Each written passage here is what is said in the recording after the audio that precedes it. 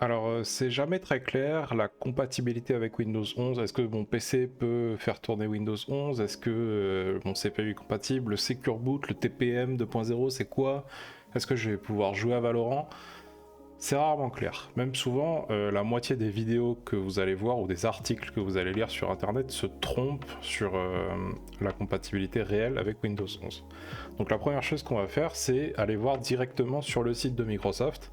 Qu'est-ce que le site de Microsoft dit sur la compatibilité de Windows 11?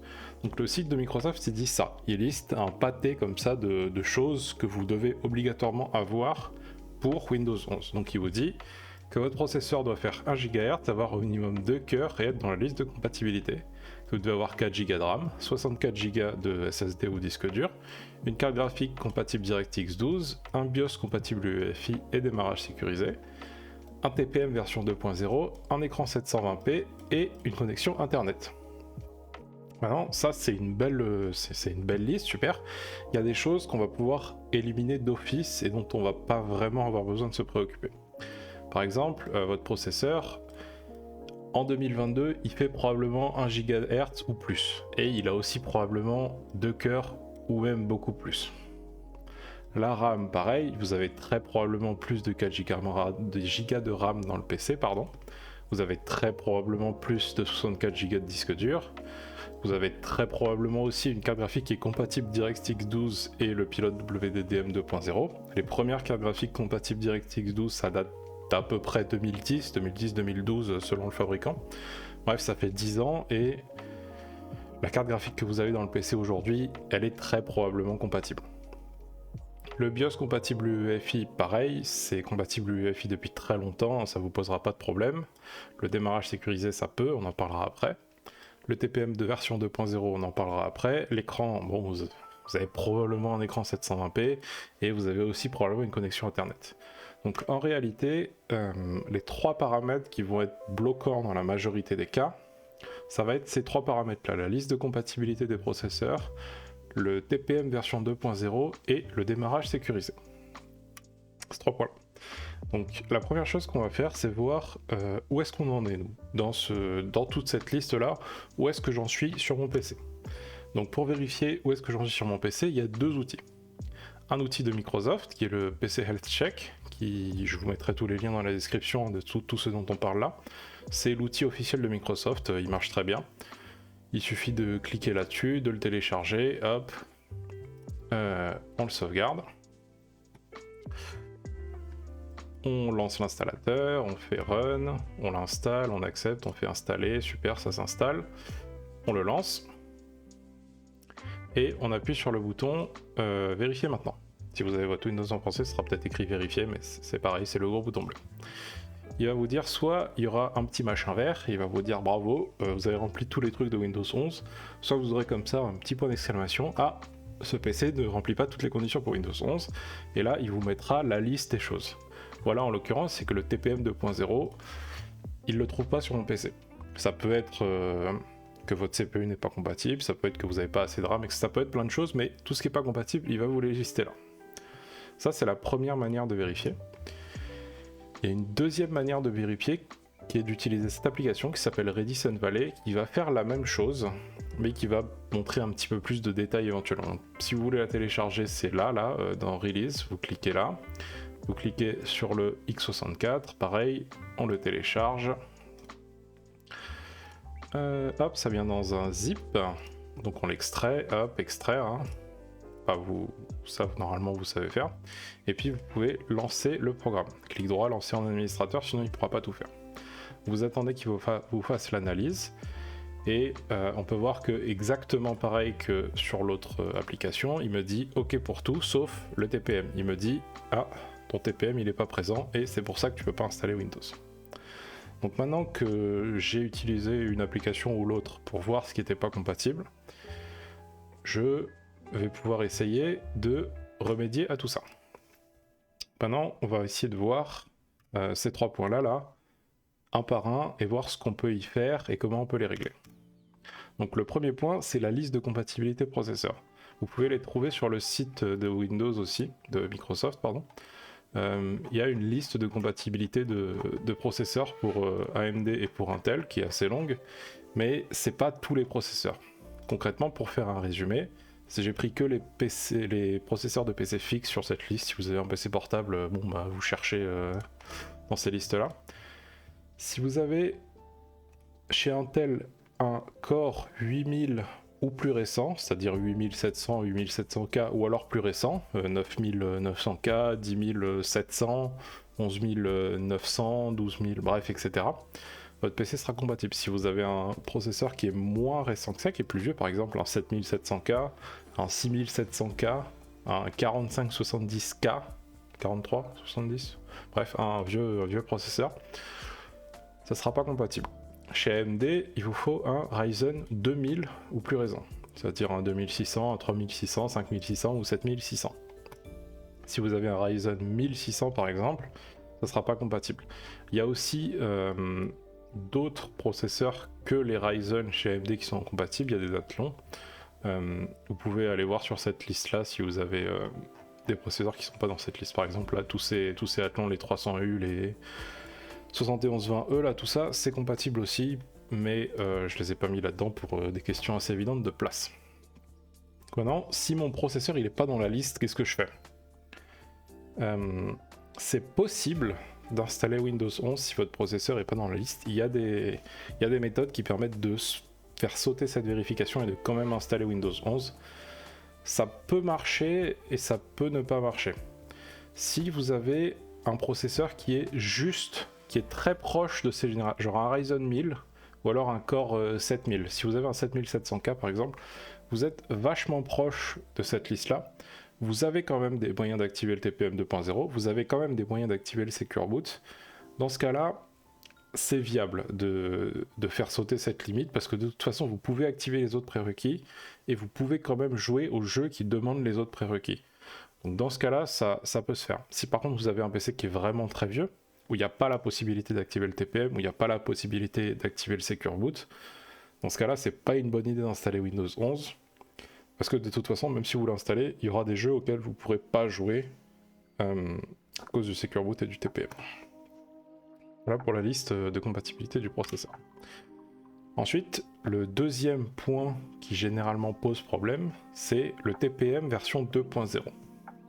TPM c'est quoi? Trusted Platform Module, je l'ai écrit là pour faire un petit rappel aussi, mais en gros c'est quelque chose qui vous permet d'augmenter entre guillemets la sécurité de votre PC et d'ajouter des fonctions cryptographiques qui vont vous permettre de chiffrer des disques durs ou des trucs du genre.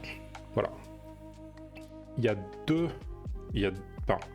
Le TPM peut être physique ou logiciel, c'est-à-dire que ça peut être vraiment une petite carte que vous achetez et que vous branchez sur votre carte mère, mais ça peut être aussi émulé par votre processeur. Et c'est ça qui va être utilisé dans la majorité des cas, c'est le TPM logiciel qui est intégré déjà dans votre processeur et c'est ça qu'on va activer. Pour l'activer, il faut aller dans le BIOS.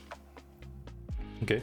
Je peux pas vraiment vous dire où ça va se trouver parce qu'il y a énormément de BIOS, c'est jamais le même chemin, c'est jamais la même chose. Je vais vous montrer quelques exemples, mais je peux vous dire en gros comment l'option va s'appeler et vous dire que c'est quelque part dans votre BIOS. Le BIOS c'est pas si vaste, il y a peut-être une soixantaine d'options, ça va vous prendre 5-10 minutes, mais en parcourant tous les menus et les sous-menus, vous allez forcément finir par le trouver, même si ça peut vous prendre un peu de temps. Par exemple, hop là, c'est pas ça. Je prends un exemple là de carte mère Asus, ça va être dans Advanced et PCH Firmware Configuration, vous allez trouver PTT, parce que c'est une carte mère Intel. Pour les cartes mères Intel, ça peut s'appeler Platform Trust Technology PTT. C'est juste un nom, il n'y a pas de... Voilà. Et il faudra aller là, mettre PPT et le mettre sur Active. Bon. Si vous avez encore une carte mère Asus, mais cette fois chez AMD, ça va être dans Advanced et AMD FTPM Configuration. Il faudra prendre le TPM et le mettre en Firmware TPM. C'est quoi la différence entre Firmware et Discrete? En gros, c'est ce qu'on disait avant où il y a un module physique ou un module logiciel. Si vous mettez Discrete, le PC va chercher le module physique de la carte mère. Il va pas le trouver parce que vous n'en avez pas installé. Et si vous mettez firmware, dans ce cas-là, il va utiliser celui du processeur et vous n'aurez pas de problème. Donc si vous avez ces deux options-là, ce sera toujours firmware. Et ensuite vous cherchez selon votre carte mère. Si vous avez un BIOS MSI, ça peut être dans Settings, Security, Trusted Computing. Il faut activer le Security Device Support et ensuite vous pouvez mettre le TPM et c'est PPT parce que c'est un processeur Intel. Et si vous avez une carte MSI avec un processeur AMD, pareil, il faut remettre le Security Device Support et c'est FTPM pour Firmware TPM et il faut le mettre en AMD CPU FTPM. F pour firmware encore une fois, qui est pas pareil que discrete. Donc il faut se promener. Okay, si vous avez une autre carte mère d'un autre fabricant, ça sera quelque chose comme ça là, ça sera un de ces noms là, mais je peux pas vraiment vous dire où ça sera. Vous pouvez essayer de faire une recherche Google, c'est-à-dire vous pouvez aller, admettons que vous avez, je sais pas moi, une Z390 Extreme 4 de ASRock. Vous pouvez mettre là et taper Enable TPM, vous avez plus de chance en anglais. Donc vous pouvez essayer de faire une recherche en anglais, de regarder s'il n'y a pas une vidéo de quelqu'un qui a la même carte mère qui vous montre où c'est. Vous allez peut-être trouver, vous allez peut-être pas trouver. Si vous ne trouvez pas, vous pouvez essayer d'enlever le modèle spécifique de carte mère et de mettre ASRock à la place.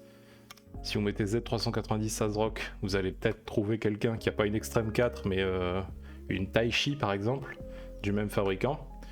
Et vous allez peut-être trouver là quelqu'un qui va vous dire comment faire. Là par exemple. Mais si vous trouvez pas pour votre modèle de carte mère, c'est pas grave. Ça va vous prendre 5 minutes, vous vous promenez dans votre BIOS, vous cherchez Intel, vous cherchez ces trucs-là, AMD, vous cherchez ces trucs-là, et avec ça, vous allez vous en sortir, vous allez réussir à l'activer. Donc une fois que vous avez fait ça, vous pouvez l'activer, vous pouvez redémarrer l'ordinateur, et si vous voulez, vous pouvez remettre un petit coup du PC Health Check, ou de l'application, là, peu importe, et vous verrez comme ça si vous avez bien activé le TPM ou pas. Donc ensuite, la deuxième option qui pose souvent problème, c'est le démarrage sécurisé, ou alors Secure Boot en anglais. C'est en gros un logiciel qui s'assure que le PC il démarre uniquement avec les choses qui ont été validées par Microsoft et par le fabricant des composants pour éviter certains virus. Bon, concrètement, le gain de sécurité, il n'est pas non plus... il n'est pas drastique, c'est-à-dire qu'on a fait ça en Secure Boot pendant des années et c'est pas parce que vous n'avez pas de Secure Boot activé que vous allez forcément avoir des virus. C'est une amélioration, c'est pas très important. Voilà. Y a un truc important avec le Secure Boot, c'est que Windows 11, contrairement à ce que beaucoup de gens peuvent vous dire, n'a pas besoin que le Secure Boot soit activé pour s'installer. Il a juste besoin que votre PC soit compatible avec le Secure Boot. Okay. C'est une distinction qui est assez importante. La compatibilité, donc le fait que ce soit possible de l'activer et le fait que ce soit réellement activé. Parce que souvent, vous allez installer Windows 11, ça va bien se passer, puis après vous allez essayer de lancer Valorant et Valorant va vous dire mais il faut que tu actives le Secure Boot, ça marche pas sinon. Il va dire mais Windows 11 c'est bon, j'ai déjà activé. Non, Windows 11 demande juste que ça soit compatible, il n'y a pas besoin que ce soit activé. Mais il faut mieux quand même l'activer parce qu'actuellement il y a Valorant, il y a FIFA 23 et il y a probablement d'autres jeux dans le futur qui vont demander que le Secure Boot et le TPM 2.0 soient activés pour fonctionner, notamment pour les anti-cheats. Voilà. Donc pour l'activer, le Secure Boot c'est le plus pénible à activer. Donc la première chose qu'il va falloir faire, c'est de désactiver la compatibilité CSM. La compatibilité CSM, c'est en gros, si on remonte tout au début là, hop là, on disait qu'il fallait que le BIOS soit compatible UEFI. UEFI en gros c'est un mode de fonctionnement du BIOS et le CSM c'est... Bon, j'ai oublié ce que c'est l'acronyme de quoi, mais en gros, c'est la compatibilité avec l'ancien mode avant le mode UEFI. Voilà. Donc, si vous avez la compatibilité CSM activée, votre BIOS il sera pas en mode UEFI, et donc vous ne pourrez pas activer le Secure Boot. Donc, la première chose à faire, c'est de chercher cette option CSM, qui peut avoir beaucoup de noms. Ça peut s'appeler CSM, ça peut s'appeler UEFI Boot, ça peut s'appeler Boot Mode Select, ou alors UEFI Priority, Boot Option Filter. Ça peut avoir pas mal de noms à la con, ok? Donc pareil qu'avant, il faut se promener dans le BIOS, il faut chercher, et une fois que vous l'avez trouvé, vous la désactivez. Bon, si c'est CSM support, il faut la désactiver, parce que CSM support, c'est le support des anciennes versions. Si ça s'appelle UEFI boot, il faut l'activer, parce que l'UEFI boot, c'est ce qu'on veut. Si c'est ça, il faut désactiver. Si vous avez boot mode select et que vous avez une option UEFI et une option CSM, vous activez l'option UEFI. Si vous avez UEFI priority, ça dépend ce que vous avez, mais votre objectif, vous, c'est d'activer l'UEFI et de désactiver le CSM. Donc vous lisez votre option, vous activez le bon truc. Voilà. Donc une fois que ça c'est fait, on redémarre le PC, on retourne dans le BIOS, et là, on va pouvoir activer le Secure Boot. Secure Boot, généralement, c'est quasiment toujours le même nom. Okay. Ça s'appelle toujours Secure Boot ou démarrage sécurisé si vous avez votre BIOS en français. Généralement, ça n'a pas de nom à la con parce que c'est quelque chose de... Ça s'appelle toujours comme ça. Je pense avoir... Là c'est un exemple... Sur un BIOS MSI, dans Settings Boot, vous avez le Boot Mode Select. Et c'est là que vous pouvez choisir entre UEFI et CSM. Et pour désactiver le CSM, du coup, il faut activer l'UEFI. Voilà. Donc là, par exemple, vous avez une option sur un BIOS Asus du Secure Boot. Donc ça se situe dans Security Secure Boot. Et vous avez le Secure Boot Control que vous pouvez mettre en activé. Et si vous avez une autre option sur un BIOS MSI, dans Settings, Advanced et Windows OS Configuration, vous avez l'option Secure Boot ici que vous pouvez déplier et activer ou désactiver. Alors, une fois qu'on a juste activé le Secure Boot, c'est pas forcément suffisant pour que le Secure Boot soit réellement activé. C'est un peu pénible. Il y a pas mal d'options, parce que le Secure Boot, ça vient aussi avec des clés de sécurité.